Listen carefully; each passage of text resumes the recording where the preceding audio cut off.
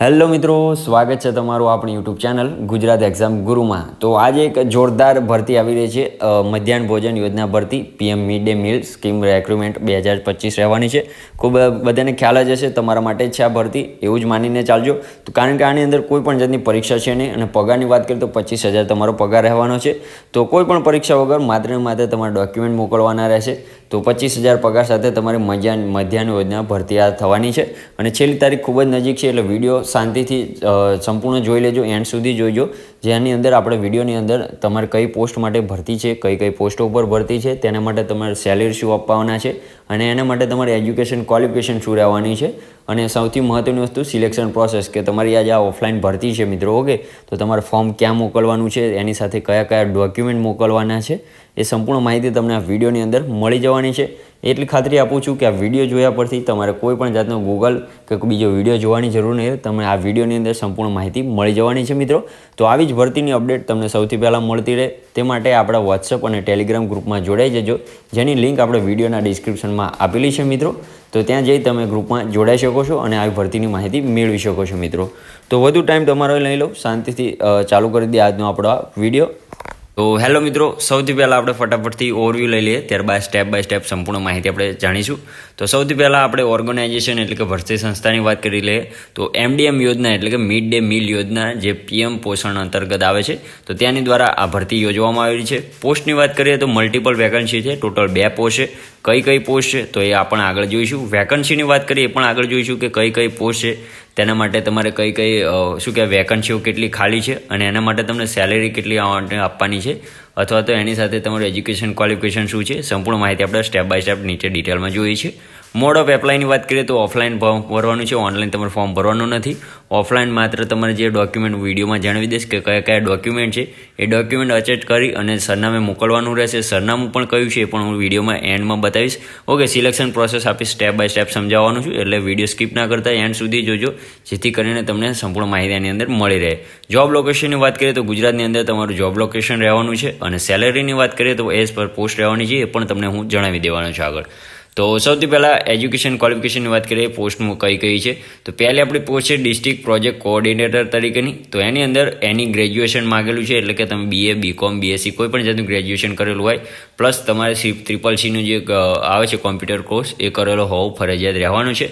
એની અંદર સેલેરીની વાત કરીએ મિત્રો તો 18,000 તમારે આની અંદર સેલેરી રહેવાની છે। પહેલાં 15,000 મળતી હતી, અત્યારે 18,000 3,000નો વધારો કરી અને 18,000 તમને આપવામાં આવે છે મિત્રો। બીજી આપણી પોસ્ટ છે MDM સુપરવાઇઝર એટલે કે મિડ ડે મીલ સુપરવાઇઝર તરીકેની, જેની અંદર ગ્રેજ્યુએશન કરેલું હોવું જોઈએ છે હોમ સાયન્સ અથવા તો ફૂડ એન્ડ ન્યુટ્રિશનની અંદર। તો આ ફરજિયાત તમારે એજ્યુકેશન ક્વોલિફિકેશન એ માટે માગેલી છે, અને એની અંદર સેલેરીની વાત કરીએ તો 25,000 તમારે આની માટે સેલેરી રહેવાની છે। તો ખૂબ જ સારી એવી પોસ્ટ છે। એજ લિમિટેશનની વાત કરીએ, એજ લિમિટેશન શું રહેવાની છે આપણી, તો 18 વર્ષથી 58 વર્ષ સુધી આની અંદર એજ લિમિટેશન માગેલી છે, અને જે ગવર્મેન્ટના નિયમ મુજબ છૂટછાટ તમને આપવામાં આવે છે એ પણ તમને આની અંદર મળી રહેવાની છે। વેકન્સી ડિટેલની વાત કરીએ તો તમારી વેકન્સી ડિટેલ શું રહેવાની છે મિત્રો, તો ડિસ્ટ્રિક્ટ પ્રોજેક્ટ કોઓર્ડિનેટર તરીકેની જે પોસ્ટ છે તેની માટે એક વેકન્સી ખાલી છે મિત્રો, અને બીજી જે પોસ્ટ છે MDM સુપરવાઇઝર તરીકેની તેની અંદર 9 વેકન્સીઓ ખાલી છે, એમ કરીને ટોટલ 10 વેકન્સીઓ ખાલી છે મિત્રો। એપ્લિકેશન ફીની વાત કરીએ તો તમારે કોઈ પણ જાતની કેટેગરીમાંથી આવતા હોય તો કોઈ પણ જાતની ફી ભરવાની નથી। તમે general EWS OBC SC ST કોઈ પણ જ્ઞાતિમાંથી બિલોંગ કરતા હોય તો તમારે કોઈ પણ જાતની ફી ભરવાની રહેતી, વિથઆઉટ ફી રહેવાની છે, અને વિથઆઉટ પરીક્ષા તમારી આ ભરતી રહેવાની છે, ઓકે મિત્રો। તો ઇમ્પોર્ટન્ટ ડેટ જોઈ લઈએ, લાસ્ટ ડેટ શું છે, ક્યારથી ચાલુ થયું છે, તો નોટિફિકેશન રિલીઝ ક્યારથી થયું છે, તો 7 સપ્ટેમ્બર 2025 એટલે કે કાલથી નોટિફિકેશન રિલીઝ થયું છે, અને એની સાથે સાથે તમારે ફોર્મ ભરવાનું પણ ચાલુ થઈ ગયું છે। અને લાસ્ટ ડેટની વાત કરીએ તો વિધિન 10 ડેઝ આપેલા છે એમને, એટલે કે 17 તારીખ તમારી લાસ્ટ ડેટ આવવાની છે। તો 17 તારીખ સુધીમાં 17 સપ્ટેમ્બર સુધીમાં તમારે ફોર્મ ત્યાં તમારું પહોંચાડવું અનિવાર્ય રહેશે। ત્યારબાદ તમે જો ફોર્મ તમારું ત્યાં પહોંચશે તો એ ગણાશે નહીં, એટલે કે જેમ બને એમ વહેલા તકે ફોર્મ ભરી દેજો મિત્રો, ઓકે। સિલેક્શન પ્રોસેસ મહત્ત્વની વસ્તુ આ છે, ઘણા બધા વિદ્યાર્થીઓ આમાં જ ગોથા ખાઈ જતા હોય છે, એટલે કે એમનું ફોર્મ નથી પહોંચતું કે કંઈક મિસ્ટેક થઈ જાય છે। તો કઈ રીતે છે શાંતિથી સમજજો, ના પૂછે તો વોટ્સઅપ નંબર આપણે આપેલું છે વિડીયોના ડિસ્ક્રિપ્શનમાં, આપણી વોટ્સઅપ અને ટેલિગ્રામ બંને ગ્રુપની લિંક પણ છે, ત્યાંથી પણ તમે મને પૂછી શકો છો, ઓકે।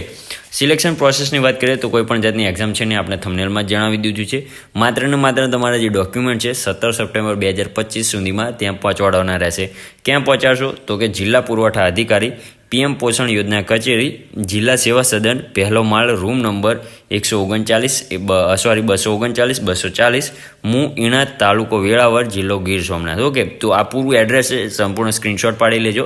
ઓકે, તમને ખ્યાલ ના આવે તો તેની સાથે ડોક્યુમેન્ટ તમારે શું જાણવાના રહેશે, જોડવાના રહેશે એ પણ જણાવી દો. તો એની સાથે રિઝ્યુમ અથવા તો CV તમે જે પણ કહેતા હોય એ મોકલવાનું રહેશે, પાસપોર્ટ સાઇઝના 2 ફોટાસ અને માર્કશીટ જે માટે તમે પોસ્ટ માટે એપ્લાય કરતા હોય તો એ પ્રમાણે તમારે એની માર્કશીટની ઝેરોક્સ મૂકવાની રહેશે. આધાર કાર્ડ અથવા તો બર્થ સર્ટિફિકેટ એટલે કે આઈડેન્ટિફિકેશન માટે માગેલું છે, એટલે બેમાંથી કોઈ પણ વસ્તુ તમે મોકલી શકો છો. કે ઓરિજિનલ નથી મોકલવાનું, ઝેરોક્સ મોકલવાની રહેશે. અને કાસ્ટ સર્ટિફિકેટ એટલે કે જાતિનો દાખલો જો તમારે લાગુ પડતો હોય તો આટલા ડોક્યુમેન્ટ છે તમારે મોકલવાના રહેશે આ એડ્રેસ સુધીમાં. તો ખૂબ જ સારી એવી ભરતી છે અને જેમ બને એમ વહેલા ફોર્મ ભરી દેજો, જેથી કરીને તમને આ ગોલ્ડન ટાઈમ તમારો મિસ ના થાય, જે ચાન્સ સારો એવો છે. ઓકે મિત્રો, તો આવી જ ભરતી તમને સંપૂર્ણ માટે શાંતિથી મળતી રહે, સૌથી પહેલાં મળતી રહે તે માટે આપણે વોટ્સઅપ અને ટેલિગ્રામ ગ્રુપમાં જોડાઈ જજો, જેની લિંક આપણે વિડીયોના ડિસ્ક્રિપ્શનમાં આપેલી છે. ઓકે, તો મળીએ નવી ભરતીમાં નવી માહિતી સાથે, નવા વિડીયો સાથે. ત્યાં સુધી જય હિન્દ, જય માતાજી મિત્રો.